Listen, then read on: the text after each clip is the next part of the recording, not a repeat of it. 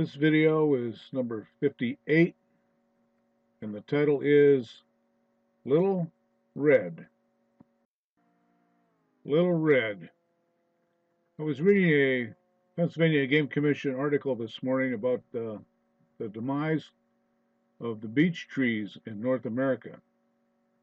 It reminded me of a number of memories about the big beeches. There were a number of them on the hill. They were majestic trees with their smooth silver bark and their huge limbs. One thing I learned was how birds and small animals could find a drink in the woods. Where the branches met the trunk, a pocket was formed that held small puddles of water. There were times when I just wanted to sit and contemplate my life and future. There was a place on the stone wall with a nice beech right next to it. Sometimes I sat there with my back against that smooth bark and think about what I had learned and what kind of person I wanted to be.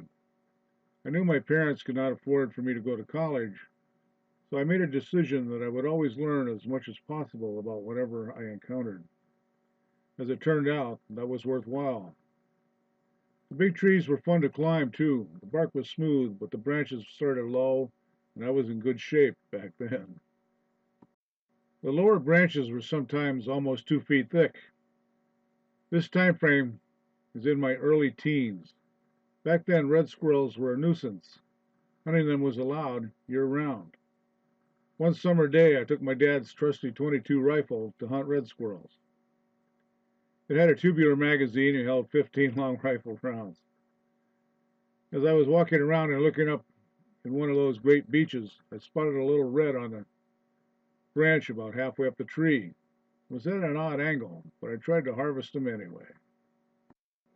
There was a branch just above the squirrel and at a slight angle behind him. Every time I shot at him, I missed, but not by much. My bullets went into the upper branch. The squirrel never moved.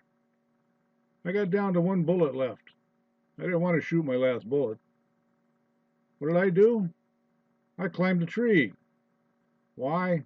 I don't know, but this is what transpired. I got up and was standing on one of those huge branches. The branch the squirrel was still on was about neck high on me. It was about 8 feet out on the branch. The squirrel was facing away from me.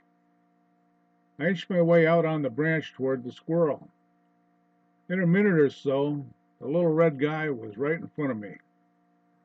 He was small, only about 6 or 7 inches long, including his tail. He was frozen in position.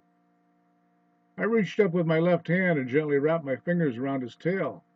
And then I squeezed and then let go. Now the squirrel reacted. He very slowly turned his head in my direction.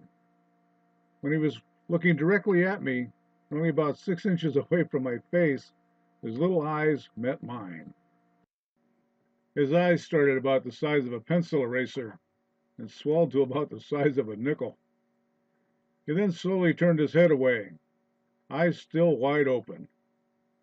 As soon as his head was in line with the branch, he took off like a rocket and flew through the air like his flying cousins. We were about 20 feet off the ground, but he made the landing just fine. I looked back at the branch where the little guy was. There now appeared a wet spot about the size of a quarter. Looking back, I would not recommend going eye to eye with the squirrel, let alone grabbing his tail. Well, that was one of the dumb things I did when I was about 13. I certainly don't recommend it.